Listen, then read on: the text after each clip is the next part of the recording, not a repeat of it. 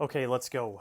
Kiss Alive was released on September 10th, 1975. It's produced and engineered by Eddie Kramer, and it has 16 tracks, and it's about 72 and a half minutes. One of those tracks is a bonus tracks. And the album cover, well, let's just, before I get into this, the box set, I have this box set. It was released in 2006. The box set contains Kiss Alive, Alive 2, Alive 3, and the Millennium Concert recorded on December 31st, 1999. Ace and Peter are on that Millennium Concert, and they play Lick It Up and Heaven's on Fire and 80s stuff, like stuff that they didn't contribute to in the 80s. Plus, they play some Psycho Circus stuff, so that's kind of interesting. But it works. But this review, we're focusing on Kiss Alive. So if you open this, the neat thing about this box set is what they tried to do was replicate the artwork for if you had got this on vinyl. So this is a nice little booklet here, and I'm only going to focus on Kiss Alive, but basically this is what the album cover looked like. If you had bought the CD or the tape or the vinyl back in 75 or 76. And the album cover is courtesy of photographer Finn Costello, was shot on May 15th, 1975 at the Michigan Palace in Detroit. And Kiss were rehearsing for their tour, and they did the photo shoot. And they also came up with some promo videos. I read a whole story about it at kisstimeline.com. I suppose if I remember to, I can post the link and share with you guys. But it's kind of interesting to read about how they went about doing that. So it's not like a live... This wasn't a live performance. They were there with their guitars and drum kits taking photos. So that's kind of cool. But it is a pretty legendary album cover. I mean, it does look cool. You got Gene. Here's Gene Simmons, and Ace Frehley, who's the man, and then Paul, and then Peter Criss is back there. He's kind of like hidden by that yellow smoke, but you can kind of see him back there. But yeah, just pretty cool. And this, let me see if I can figure out what's the bonus track, because I actually don't know. And I tried to look it up. Well, maybe this one doesn't have it. The other three definitely have bonus tracks on it. Or Kiss Alive 2 does. Yeah, okay, so Kiss Alive 1 doesn't have the bonus track. Kiss Alive 2 does. They have a version of Rock and Roll All Night, the single, and it's called out as bonus. So yeah, this is it. It's the 16 tracks. And well, what does it sound like? What's the deal here? Imagine taking the first best live songs from the first 3 Kiss albums. You've got Kiss, Hotter Than Hell, and Dressed to Kill. Take those tracks, turn up the bass, surround the entire thing. So the way I listened to this recently was with headphones on, and you're just surrounded with Gene Simmons' bass. And you've got faster tempos on almost all the songs, more energy, more guitar solos, longer guitar solos. And in most of the cases, these are the definitive versions of the songs. Not all of them, because I'll call out the ones where I don't think it is. But in most of them, Kiss Alive has the definitive version, or the one that you would go to, like it would be your go-to version. And let me tell you how I got into this. 2 things happened. Well, 3 really. I was listening to Kiss in the 80s when I was a kid. But more recently, maybe about 5 or 6 years ago, I created like a driving playlist on Spotify or Amazon or something like that. And I just wanted to include songs that were like harder rock driving music, and Lick It Up was one of those. And I was like, oh yeah, I do like Lick It Up, and I like the song and the album, and that got me thinking, I should really branch out into my Kiss, because I really only knew Lick It Up and Animalize and Crazy Nights. And so in the summer of 2021, I was building my deck. I rebuilt it. I put in the composite material, and I don't know why, but I put in Kiss Alive on Spotify, and I just kept playing that over and over. Kiss Alive 1 and Kiss Alive 2. And that's how that really opened up Pandora's box for me, because once I listened to those albums a lot, and I listened to them a lot that summer. I started just like listening to Kiss a lot. Yeah, I don't know. I like it. It's just, it's not, here I am wearing a King Crimson shirt talking about Kiss because King Crimson, yes, Pink Floyd, Rush, those kinds of bands, those are my bands. But for some reason, I like Kiss. But so that's it. And I think I've rambled long enough. So what I'll do, this will be a different review because if you want to go back and listen to the Kiss or Hotter Than Hell or Dressed to Kill review, you can. And that's where I do a deep dive in the songs. But for this review, I'm just going to do like a quick comparison for each song and what's the difference and what am I hearing and blah, blah, blah, blah. So here we go. The first track is Deuce. It's 3 minutes and 32 seconds. And the first thing you hear is the fake crowd noise. By the way, there's a lot of that. And I think Kiss kind of invented it because live albums were not popular. And Kiss made live albums popular. Live albums were just the things that bands released. But and by the way, there's like a lot of controversy about how live these versions really are. And if you listen to the producer, Eddie Kramer, talk about it, he says that there were a lot of overdubs. And those overdubs are done in New York City. But, Gene Simmons, I've heard him say in interviews, they didn't have the money to do that. That's why they wanted to do a live album because they didn't have the money to, I wouldn't say they were broke, but they didn't have the money to go and do a bunch of overdubs. So I think, the crowd noise is fake. The explosions you hear at the end with the cannons, that's fake. They added all that. But I think a lot of the playing is live. That's just my takeaway. And they probably made some corrections here and there. I know Pink Floyd did that with the Division Bell and, Rush did it with Exit Stage Left, at least for what I've read. And a lot of bands have done it. Yes, songs from Songus. That's really overdubbed. But anyway, let's get back to Deuce. The first thing you hear is the crowd noise and the PA announcer saying this is the hottest band in the world, Kiss, blah, blah, blah. And then the biggest difference in the song from the original album is the 36-bar outro compared to the 14-bar fade out that you hear on Kiss. And so they've really extended the outro. And the tempo seems a tad bit more faster and maybe just energetic than the original. Otherwise, it's fairly consistent. It's the same song structure and arrangement, but with a longer coda and guitar solo by Ace. And I like the live version better than the original version. So the second track is Strutter. It's 3 minutes and 12 seconds on Alive. And it's the same song, same arrangement and version that is on Kiss, except that the crowd noise is in the background. And the mix is different on Kiss Alive as the bass is really big as it is on all these songs and surrounding you. It's just like enveloping you. Right in the middle and all around is the bass. And there's a big and loud bass. Other than that, it's the same song. And the solos are even very close note for note. So that's Deuce and Strutter. The third track on Kiss Alive is Got to Choose. It's 3 minutes and 35 seconds. Again, big crowd noise at the intro. The tempo is so much faster than the original version on Hotter Than Hell that the guitar solo begins 12 seconds earlier. And by the way, what I did for this, I listened to both versions of the song. So the Alive version and then the studio version, just to get a really good, deep comparison. And that really helped me with this. The Got to Choose is much better on Alive with more prep and more energy. And again, the bass is turned up loud with which is really a consistent theme for Kiss Alive. The Kiss Alive version of Got to Choose is the definitive version.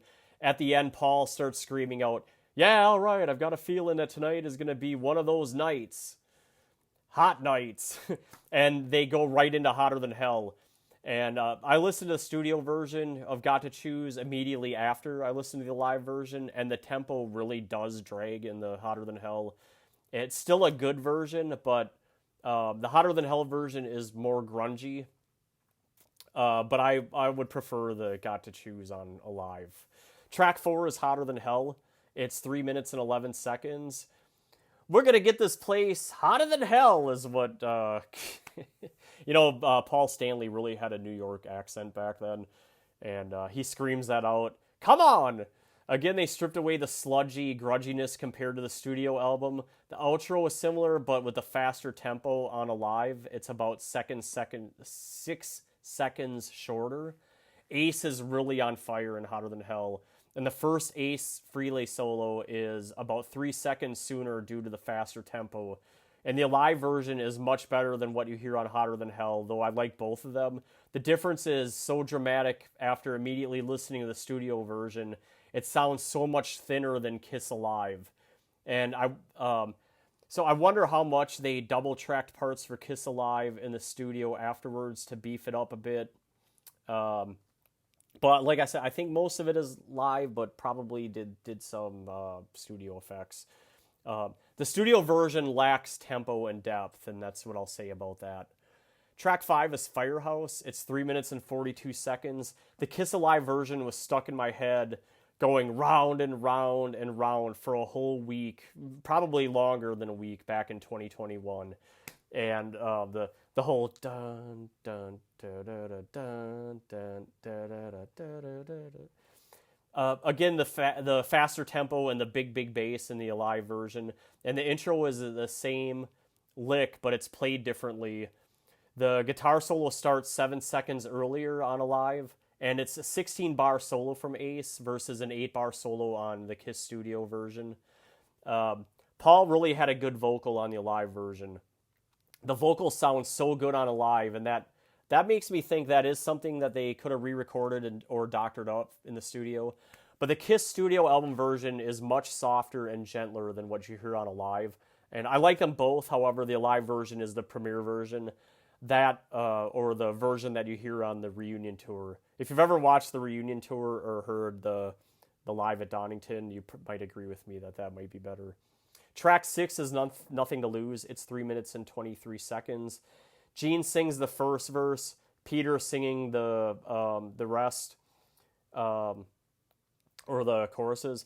The solo is doubled out from 8 bars to 16 bars, and I don't hear a piano part on Alive that you can sort of hear on the studio version of Nothing to Lose, which is on Hotter Than Hell. The cymbals and bass are enveloping and upfront, like in the other tracks, and the cymbals, they really did an emphasis on the cymbals. Great job by Eddie Kramer. And Nothing to Lose is a good version. Come On and Love Me is the 7th track. It's 2 minutes and 52 seconds. This is a Dress to Kill song. It's the same version as the studio version, but the cymbals, bass, and the rhythm guitars are much louder on Alive, Kiss Alive. 5 seconds faster because of the faster tempo. Track 8 is Parasite. It's 3 minutes and 21 seconds. This is a Hotter Than Hell, I believe. Perhaps more than any song on the album, the Kiss Alive formula of fast tempos, enveloping bass, upfront loud cymbals, and rhythm guitars helps this song the most. There's an extra chorus after the guitar solo on the Alive version that isn't on the studio version, and that's what accounts for the extra 21 seconds of time. If you listen to the Hotter Than Hell album review, I really complained about Parasite. Not because I don't like the song. I don't like that it's the second track on the album, Hotter Than Hell. I just, I think Ace did a lot of the playing and producing. The version that's on Kiss Alive is much, much better than what you hear on Hotter Than Hell. Track 9 is She. It's 6 minutes and 42 seconds. Ironically, the tempo drags a little bit in the Alive version of She. The song is the same until the outro part, the coda. The outro here starts at 3 minutes and 46 seconds versus... I forgot to write it down on Dress to Kill. I don't know how I missed it, but I listened to them back to back. Ace plays a solo forever around the 2 minute and 56 seconds total. It's about 2 minutes and 56 seconds, or about 3 minutes, of outros and solo and jamming. At the 5 minute and 48 second mark, Ace starts playing this da-do, da-da-da part, slow first, then really fast. That part isn't in the studio version. And sorry, but the Dress to Kill version is my favorite Kiss track. Maybe period. To me, it's like the essential, quintessential Kiss track is She. But I do prefer the version that's on this rather than the Kiss Alive version. Track 10 is Watching You. It's 3 minutes and 37 seconds. I think this is it's a Hotter Than Hell. Yeah, it's a Hotter Than Hell. It's the same version and a slightly faster tempo on Alive. The biggest difference is, besides the other typical Kiss Alive treatments of the bass and the cymbals and sometimes both Ace and Paul are playing the same lick at the same time, and it comes off as very punishing, like powerful. And I think a lot of times in the studio albums, it's just one or the other playing, but not both. But it doesn't have the same powerful effect that you get. It's like very resonating to listening to Watching You on Alive. And listening to both the Hotter Than Hell version and the Alive versions back to back, they are very similar, but the Alive version is a little bit better. And so I would say that's the definitive one. The cowbell is more noticeable in the Hotter Than Hell version than it is compared to the Alive version. Track 11 is 100,000 Years. It's long, 11 minutes and 52 seconds. Lead vocals by Paul Stanley. I may have screwed that up in the album review, but let's just get right down to the big differences. The Ace Frehley solo number 1, it increases from 20 bars to 36 bars. So you have an additional 16 bars of solo there. That's part of the reason why it's longer. It's much longer. Then there's a drum solo, which starts at 2 minutes and 50 seconds to 5 minutes and 52 seconds. That's about 3 minutes of drum solo. There's 20 bars in 4/4 time before Peter Criss, he goes off the rails at the 3 minute and 21 second mark. He changes to the time signature, almost like a cut time or something. At about 4 minutes and 38 seconds, he changes the tempo again to something much faster. And you can hear him keeping time on the bass pedal, the dot, dot, dot, dot, dot, dot. At about 5 minutes and 30 seconds, he starts to do the tap, tap, tap, tap, tap, tap, tap, tap, tap on the cowbell. It's like a real feature of the song.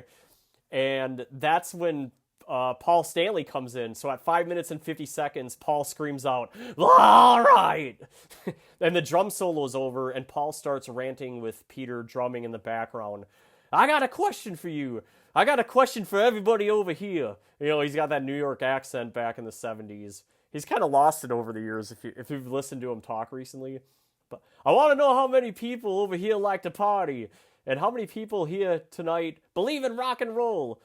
I want to hear everybody here say rock and roll, and then, come on, I know you can do better than that. Then he starts singing "Do You Feel All Right?" like in his Paul Stanley singing voice. That part lasts about 4 minutes and 36 seconds total of just Paul standing up there getting the crowd all riled up. At 10 minutes and 28 seconds, Ace Frehley comes back playing, and at 11:02, or about 34 seconds later, Paul starts singing the verse again. So the whole da da da da.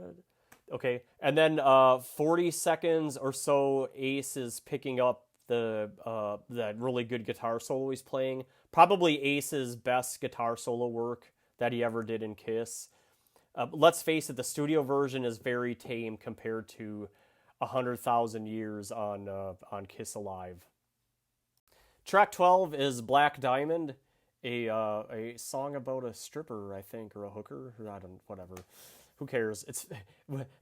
If I haven't said this before in Kiss album reviews, don't think too deeply about what they're singing about, because it might gross you out, or you might think, how immature are these guys? But really, they're just goofing around.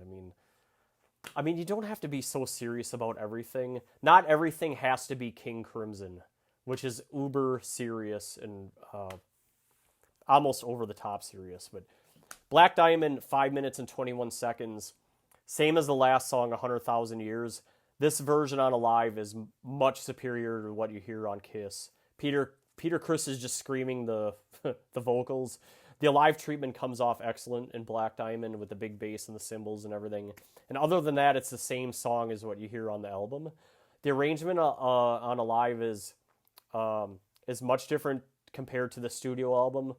The dun, I talked about that in the Kiss album review. At the coda is like dun, dun. it's just really long, dragged out notes, drawn out notes. The done part in the coda starts at about a minute later and is shorter. And the cannons shoot at like 5 minutes and 15 seconds. And then 7 minutes later, the album ends. But the extended intro, it's 24 bars instead of 16 bars. It's verse, chorus, verse, guitar solo. The solo runs from 2 minutes and 14 seconds to 3 minutes and 2 seconds, which is about twice as long as what you hear on the Kiss album, this version. Let's see, where was I? Then it's a verse, chorus, outro. The outro starts at 3 minutes and 34 seconds on Kiss Alive, and it's almost a minute later. And then the done starts at 4:14 to the end. So it's the same structure, but they either lengthen stuff or shorten stuff to make it more appealing to a live audience, is my best guess. Track 13 is Rock Bottom. It's 3 minutes and 8 seconds. Let me see, Rock Bottom must be on Hotter Than Hell. Is it on... or Dress to Kill? It's on Dress to Kill. So, to me, these three albums, they're so awesome. And except Hotter Than Hell, which they kind of botched the engineering on, they're excellent songs and they're interchangeable to me. So in my brain, I like Hotter Than Hell the best, but they're all excellent for Kiss albums. But Rock Bottom is 3 minutes and 8 seconds. They cut the intro in half. It's a very long, like, acoustic intro on the studio album. On here, it's much shorter. The Ace solo is 18 bars versus 8 bars on the album. Other than that, it's the same song with the Kiss Alive treatment of the big bass and the cymbals and, the energy and the crowd noise and everything. Track 14 is Cold Gin. It's 5 minutes and 21 seconds. Oh yeah, how you all feel is what Paul Stanley says. I like that Paul is like the chosen master of ceremonies for Kiss. Like, he's the guy talking in between songs. And anyway, how many people here like to taste alcohol? Alcohol. That's what Paul says. A lot of you people like to drink vodka and orange juice. When you're down in the dumps, there's only one thing, Cold Gin. And then they go start playing Cold Gin. Da da da da da da da da. Gene is still on lead vocals. I don't think Ace starts singing until at least 96 when they do the Kiss reunion. I'm sure he sang it on his solo acts in the 80s and stuff. I could be wrong, but I'm just guessing 96 is when he started singing it. This song has the same 20-bar guitar solo from Ace as the Kiss version. And it's pretty much the same song with the same Alive treatment as the other songs. The outro seems a little longer on the Alive version. All right, track 15 is Rock and Roll All Night. It's 3 minutes and 37 seconds. And the biggest difference here is they inserted the guitar solo in between the second chorus and the outro. It's a 16-bar, really good Ace Frehley guitar solo. Kiss Alive 2 has the radio edit that I talked about as the bonus track of Rock and Roll All Night. So, and I'll save that. I'll save that comparison between Alive 1 and Alive 2 versions when we get to the 1977 Kiss Alive 2 review. It's also on Kiss Alive 3 and on Kiss Alive 4, and it's on the Millennial Edition, or Millennial. the Millennials must hate me. The Millennium Edition and the Unplugged. Rock and Roll All Night is on all their albums. It's basically on every album. Every greatest hits disc they have, including the one that came with Sonic Boom, a complete remix with Tommy and Eric. Rock and Roll All Night is on everything, and it's actually, it sounds, except for that Ace Frehley guitar solo and the different solos that Tommy and Bruce Kulick play. They're all a little bit different, but anyway, rock and roll all night and party every day, as Homer Simpson says. The final track on Kiss Alive 1 is Let Me Go Rock and Roll. Yeah, I just want to show you guys that picture again. By the way, this is a cool picture too, right here. This is kind of a neat little insert. I haven't looked at it too much. I mean, I got this. I got this last year. I already had Kiss Alive 3, and like I said, I wore out Spotify playing Kiss Alive 1 and 2. But I got this box set. I'm pretty happy I got it because I got it on the iPod. Okay, Let Me Go Rock and Roll. This one is much longer than they did by extending the first guitar solo from 4 bars to 16 bars. So this the total track is 5 minutes and 9 seconds. The second A solo is a twofer, it's a double, and then the whole thing lasts 104 bars. It's crazy long. The first 28 bars of it is Ace solo, and then the last, probably, I think I counted 28 bars of it is Ace solo. It might even be longer than that. In the middle of those Ace solos is a long jam, like an instrumental playing the main theme of the song. And the last 45 seconds of the song is the drum beat and a sustained chord. Like, bum. I would say they ditched the final verse and chorus from the album in favor of the prolonged outro, coda, second jam, second guitar solo, jam, third guitar solo. And that's how they ended the song and the album. Then that's the end of the show. And then you hear then that's the end. So in summary, Kiss Alive, it's sold, it's for sales number 4 in 1975, behind big albums. Pink Floyd, Wish You Were Here was number 1. Number 2 is Led Zeppelin, Physical Graffiti. And number 3 is Aerosmith, Toys in the Attic. And so it's a big seller for Kiss. It's number 1 Kiss selling album at 9 million. I mean, that's like blowing all the other Kiss sales out of the water. They sold a boatload of them. There's the ratings are universally pretty good. Allmusic.com gives it 4.5 stars, and Rolling Stone gave it 4 stars. And I'm sure they talked about the differences. I mean, what else can you say about Kiss Alive? I would probably summarize what every other critic would say by saying they wanted to have a more spontaneous, better sounding album than what you hear on the first 3 albums, which I think they were recorded sort of on the cheap and sort of old school by Kerner and Weiss. And then the 3rd album is produced by the Casablanca founder, Neil Bogart. He's basically the owner and the president of the company. So he was just trying to get it done quickly and cheaply. And even though they might have done this pretty cheaply, it sounds a lot better. It just sounds a lot better. I like it better. But like I said, for the most part, except for She, all these songs, these are the definitive or premier versions of the songs. And yeah, that's Kiss Alive. It's quite an album. I'm going to be interested to hear all your comments.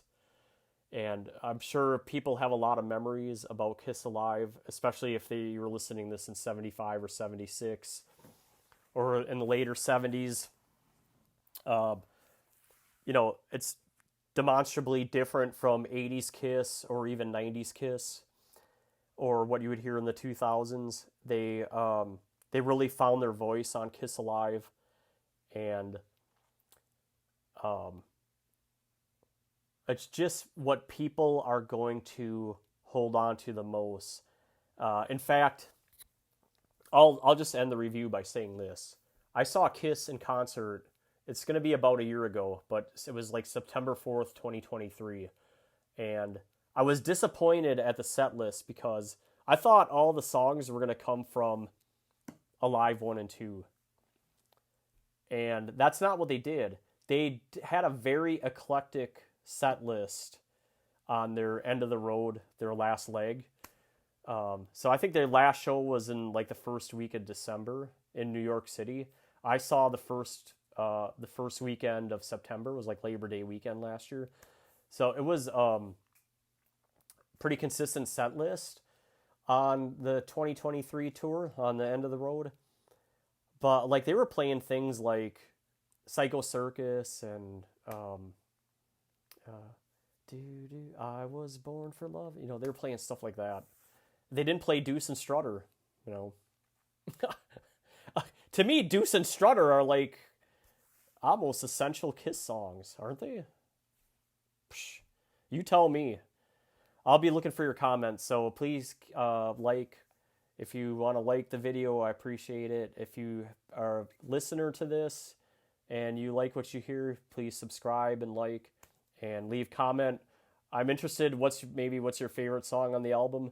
To me, She is probably one of my favorite Kiss songs, but the version that you hear on this is not my favorite. So I'll say I